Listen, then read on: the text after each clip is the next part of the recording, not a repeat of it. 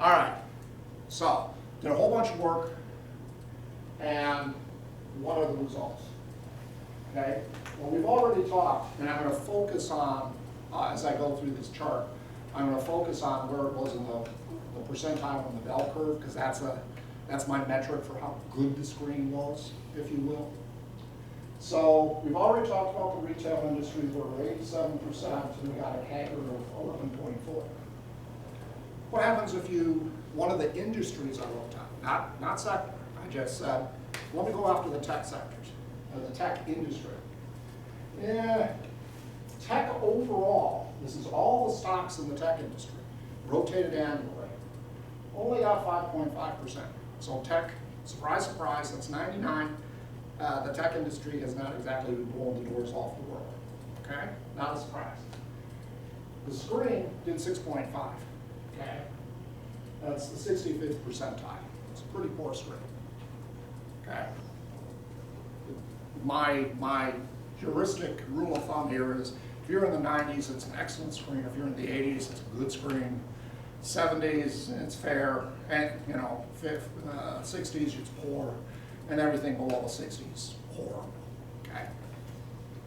So, and you can relate this to standard deviation and any number of other things, but it's just a heuristic, a fact bomb. Okay. So even though I beat the industry by 1%, I consider a poor screen. Energy, 95th percentile.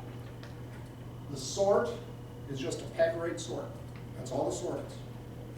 And the best screening function was just EPS growth rate. So you screen to get the top 50% of the energy stocks that had EPS growth rate. Okay, you sorted that by peg rate, and you're done. It's a two-factor screen for all practical purposes. And that puts you in the 96th percentile. I think that number is at 17% CAGR.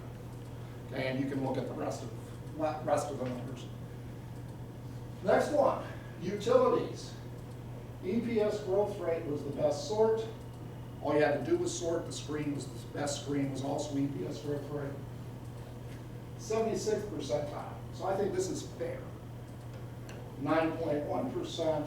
All the stocks, all utility stocks made about 8.2. And you keep going through here, a few notable ones. Healthcare did wonderful at about 98%. It's just a simple peg rate sort. The most horrible one in the world, absolutely horrible, is materials. All the stocks in the material sectors did 10.7%. The screen, the best screen, did 9.5, 34th percentile. What that says is the material sector didn't care about EPS growth rate, it didn't care about sales growth rate, and it didn't care about PEG. That's not what people, the stocks inside that sector cared about. Okay? So between sort and screen, how many choices?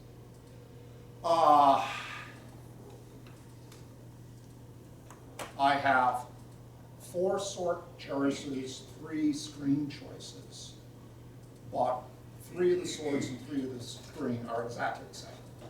Meaning, peg rate can be used as a sort, it can also be used as a screening factor. Same thing with EPS growth rate.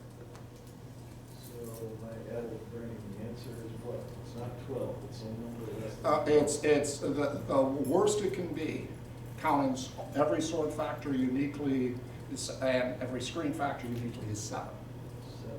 That's the worst, okay?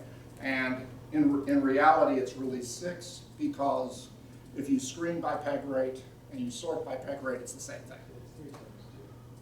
Pardon? 3 times 2. Yeah, it's 3 times 2, so you got 6. Yes, sir? But with portfolio industry, have a unique system of ranking. So instead of just go by this criteria sorting and screening, you can weight them and create a ranking system where you have such and such weight to this parameter, such and such to this. Did you try this with a combination? Because combinations work differently than just blind Absolutely. screening. I did what I consider essentially a single factor study. Okay, And you're absolutely correct, and portfolio 1, 2, 3 has ranking systems in it that has, you know, a long complex equation where they associate various weights with various factors. Or you just build a ranking system, you take those 3 and you build a ranking system. And Yeah, you can build your own. Okay, there's no problem. I didn't do that. Okay, I did strictly. I just implemented, you know, what I consider effectively a single factor screen looking at 3 factors. And again, one of the reasons I like to do things along this line is the odds of me curve fitting and tuning to something gets a lot lower if you don't, you know, play games. All right, let's see. So I think we had talked about the various sectors. Let's see. That's about it. So I'll let you folks take a look at this. I think I've got a summary here. No, summary isn't there yet. So one of the things that came up either in conversation last time or in an email conversation I had on this was, okay, Al, so you've created the stock screen, and it's a wonderful stock screen, okay? How, you know, another apt comparison besides the S&P 500 is, well, how did it do versus the sector funds are out there? Okay, how did it compare to the Fidelity Selects that John selected for his study? So the first problem you have is, okay, well, what sector mutual fund do you pick? For reasons very similar to John, I picked the Fidelity Select funds because they have a very long history, okay? If I had more time, similar to John, I could compare, there are indices for each sector, equal weight ETFs out there today. There are a whole bunch of other sector funds out there. I chose Fido because it was quick and easy. The next thing when you deal with Fido is Fido's got 39 sector funds. Okay, a lot of the Fido sector funds are really industry funds. Okay, they're very, very specific. So how do you map these into the S&P sectors? I took my best guess based on what I knew about the fund. So in a second you'll see, in some cases, I compare several Fidelity funds to the stock screen. Okay. Al, Yes? on the Fidelity website, I don't know the value, but they give you the allocation of the various sector funds to the S&P category. I did not know that. I don't know the source of the data and so on and so forth. Yeah, well, my guess is that they, what is it, the GICS symbol, the GICS methodology. They rely on somebody else and it's all pictures Yeah, and pictures. every stock fits into a GICS sector category. And so consequently, what they probably are doing is they take a look at the weight of all their stocks and they assign it to the different sectors. So my guess, to your point, is that several of these sector funds go across multiple S&P sectors, okay? But again, to some degree, I'm trying to, you know, a little bit of apples and oranges, but I'm trying to fit things as best I can. What to compare on? The two, you know, the three that always come to mind is CAGR, standard deviation, and Sharpe. I picked CAGR because it was easy.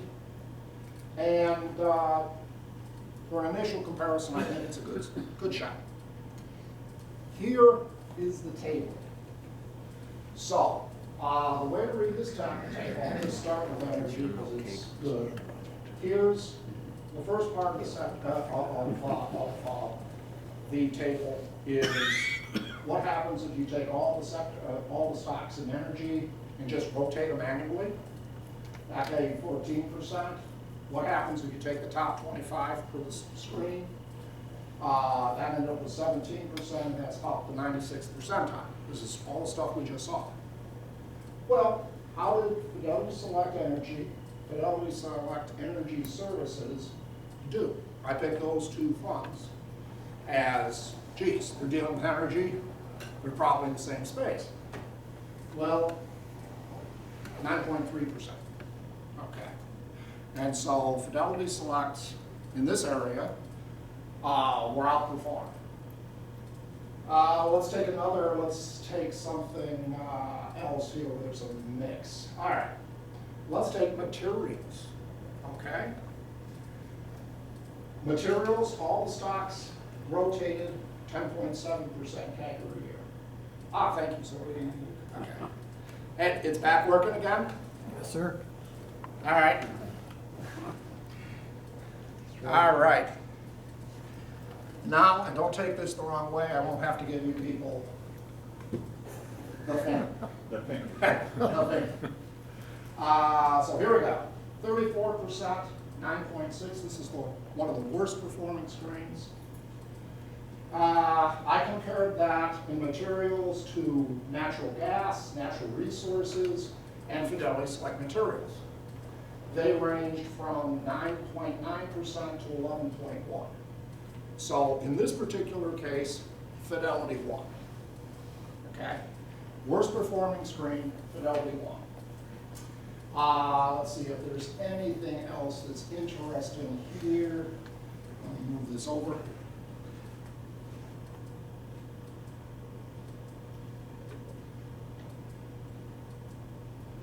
There we go. On this side, consumer discretionary is wonderful. That's about 10.6. The best Fidelity did was 7.9. Financials, 9.6. Fidelity's best is in Fidelity Select Insurance, property and casualty, 6.5. Fidelity won in the IT sector, 4.6% for the screen, and Fidelity Select software, basically, came up with 10. The rest, there's a big spread on some of these, everything from 1, 3 to 10%. So how you figure out which one you want to call IT is, again, up to you. In any case, so this is yet another comparison you can make about the screens. So these Fidelity funds are all actively managed. Actively managed. So what you're saying is that passive management would have been a lot better. In general, passive management are just buying all the stocks, and Fidelity can do this. You and I might have a problem, right? But if Fidelity sector managers just went out there and equal weighted all the stocks and rotated them once a year, in general, they beat active performance. Okay, so there you go. I'll leave it at that. Okay. Yeah, you might have to give the Fidelity sectors 1% or so for management fees. That is correct. There's fees. So to be fair, you're right. To some degree, I should kick up No, you the shouldn't. results we see as end users, end buyers. Underneath, there's probably at least a 1% Okay. that they make that we don't see. Okay, so that's a fair comment. Yeah. All right. Was this over 10 years?